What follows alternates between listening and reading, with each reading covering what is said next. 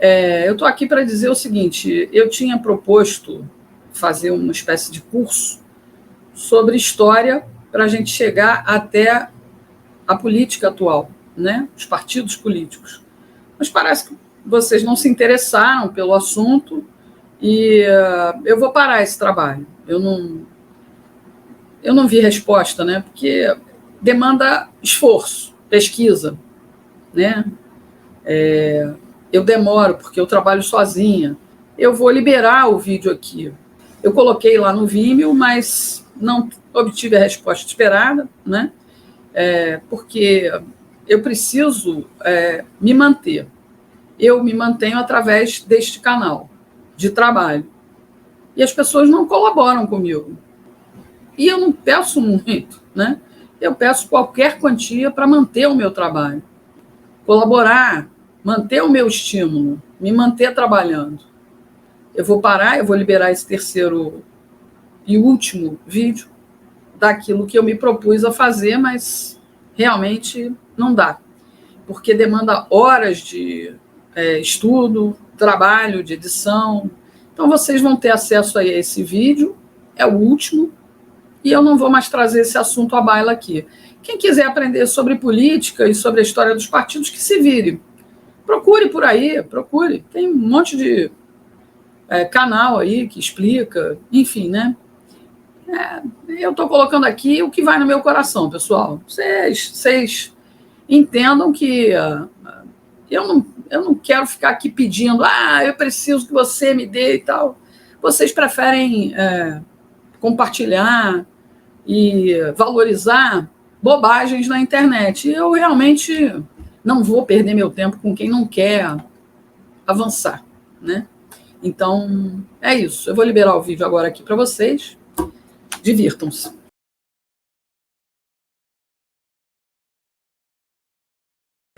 Abelardo Barbosa foi um dos ícones da comunicação no Brasil do século XX. É muito provável que, se algum jovem estiver assistindo esse vídeo, talvez nem saiba de quem se trata. Mas a galera com mais de 40 anos, com certeza, essa sabe. E vai lembrar de frases que o anárquico apresentador de programas de auditório dizia: vai pro trono ou não vai, Terezinha? Quem não se comunica, se trumbica. Vocês querem bacalhau? Em TV, nada se cria, tudo se copia. Em história, pessoal, é a mesma coisa. Por isso, ao contrário do Chacrinha, eu não vim para confundir, eu vim para explicar. Meu nome é Regina Vilela e eu sou jornalista independente. No episódio anterior, contei que a corte de Dom João se mandou para o Brasil para escapar das tropas de Napoleão. Lembra? Bom, se não lembra, vai lá e assiste o vídeo. Mas antes dessa briga entre Portugal e França, o Marquês de Pombal, tão estudioso quanto ambicioso, dava as cartas na corte. Ele foi secretário de Estado do rei Dom José I, o avô de Dom João.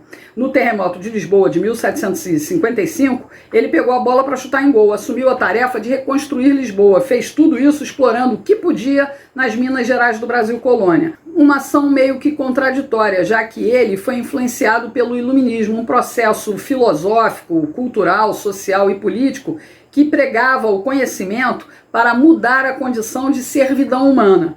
Um movimento contrário aos religiosos e políticos, que ajudou na transição da Idade Média, o feudalismo, para a Idade Moderna, o liberalismo e o capitalismo. Enquanto explorava o Brasil, Pombal fez mudanças revolucionárias na sociedade portuguesa e implantou um governo progressista através das reformas pombalinas. Isso mesmo, pombalinas. Ele levava o nome dele, né? Ele queria tornar Portugal economicamente independente da Inglaterra, criando estatais, que na época recebiam o nome de companhias de vinho e da pesca. O Marquês proibiu a escravização dos índios e a discriminação dos judeus convertidos em católicos pela Inquisição e investiu pesado na educação, modernizando as universidades portuguesas, afastando os jesuítas do controle. A influência dele no Brasil deu fim às capitanias hereditárias. Ganhamos as primeiras estatais, as companhias do Grão-Pará, do Maranhão e de Pernambuco e Paraíba. Ele também expulsou daqui os jesuítas, quebrando as pernas da educação brasileira, já que até o século XVIII todas as instituições de ensino eram dirigidas pelos jesuítas. Resultado, aqui o ensino ficou paralisado por 10 anos. E olha que nem tinha pandemia. Viu? Nada se cria. E quem não conhece história é vítima dos mesmos erros. No Brasil, a extorsão pombalina, a cobrança de impostos gerava revoltas em Minas Gerais. Para piorar, quando Pombal mudou a capital do Brasil de Salvador para o Rio de Janeiro, também irritou os nordestinos. Então, anos depois, em 1808, quando Dom João pegou o beco em direção à principal colônia de Portugal, atravessar o Atlântico com naus abarrotadas de portugueses e piolhos, parecia o menor dos males. Dom João ainda era príncipe regente, uma espécie de vice-presidente. Ele governava em nome da mãe, Maria I, pois a rainha enlouqueceu. A rainha enlouqueceu! Quando Dona Maria morreu em território brasileiro, ele se tornou rei de Portugal, Brasil e Algarves. Dom João mandava em tudo, aqui e além-mar. Mas esse poder absoluto não ia durar para sempre, já que havia muitas mudanças políticas na Europa.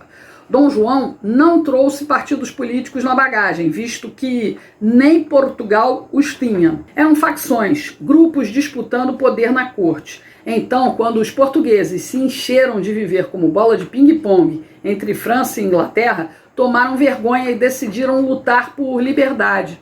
Isso me lembra um certo presidente do Brasil. Bom, enfim, a população exigia a volta de Dom João VI para a terrinha. A Revolução Liberal do Porto exigia também uma constituição que garantisse o fim do absolutismo em Portugal e a recolonização do Brasil, que a essa altura tinha forças políticas pró-independência.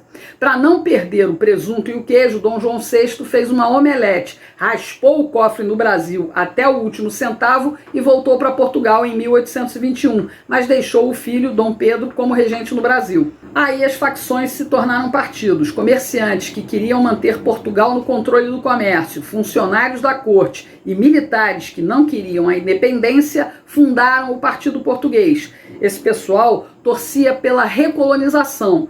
O Partido Brasileiro reunia grandes e ricos proprietários rurais, alguns comerciantes portugueses, brasileiros e estrangeiros, que defendiam o livre comércio entre as nações, acabando com o monopólio de Portugal. A gente só podia comprar da terrinha.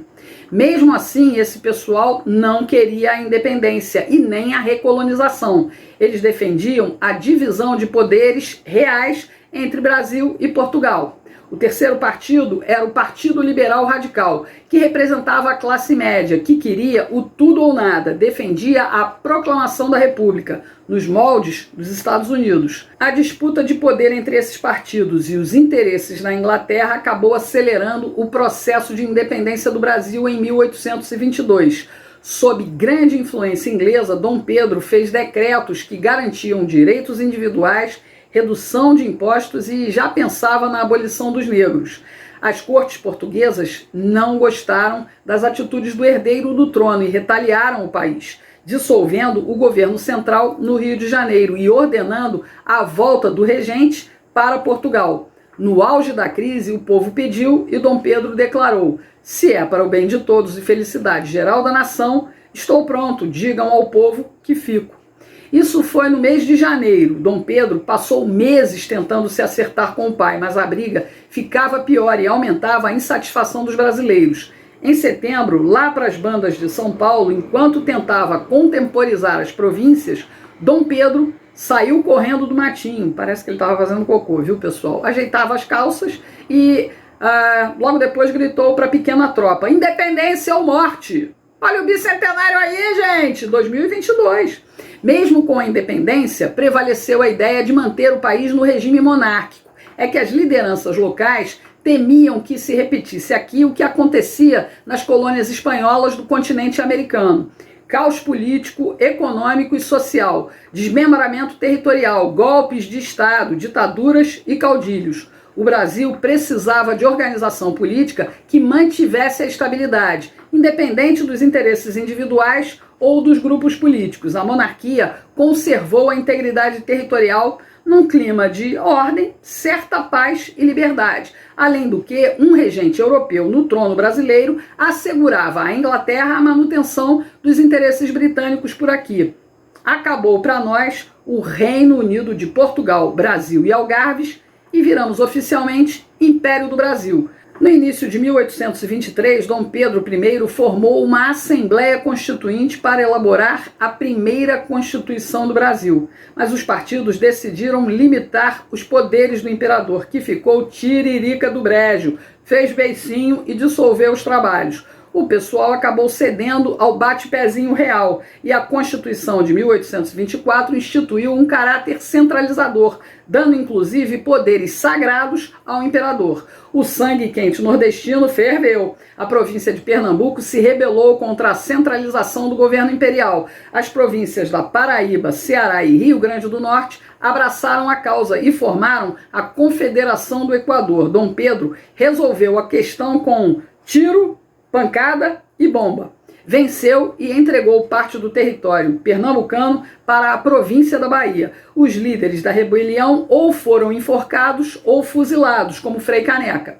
Logo depois, o Brasil se meteu em outro conflito, dessa vez no sul do país, a Guerra da Cisplatina, enfrentando as Províncias Unidas do Rio da Prata, Argentina e Uruguai, que queria aumentar o território. Depois de 3 anos e várias derrotas, o Império Brasileiro estava mais endividado que desempregado em São Paulo no período do governo Dória. O Partido Português mantinha um apoio ao Dom Pedro, mas o Partido Brasileiro passou a fazer oposição, tanto que aproveitou uma festa do Partido Português em homenagem ao imperador para surpreender os visitantes com pedras e garrafas arremessadas pelos brasileiros. O episódio ficou conhecido como Noite das Garrafadas. Portugal também estava em crise, pois precisava do sucessor depois da morte de Dom João VI. Os portugueses queriam Dom Pedro I na Europa e antes de completar uma década como imperador, em 1831, Dom Pedro abdicou do trono em favor do filho, Pedro, de apenas 5 anos, como sucessor do Império do Brasil. Tem mais, mas isso eu só conto no próximo vídeo. Até lá!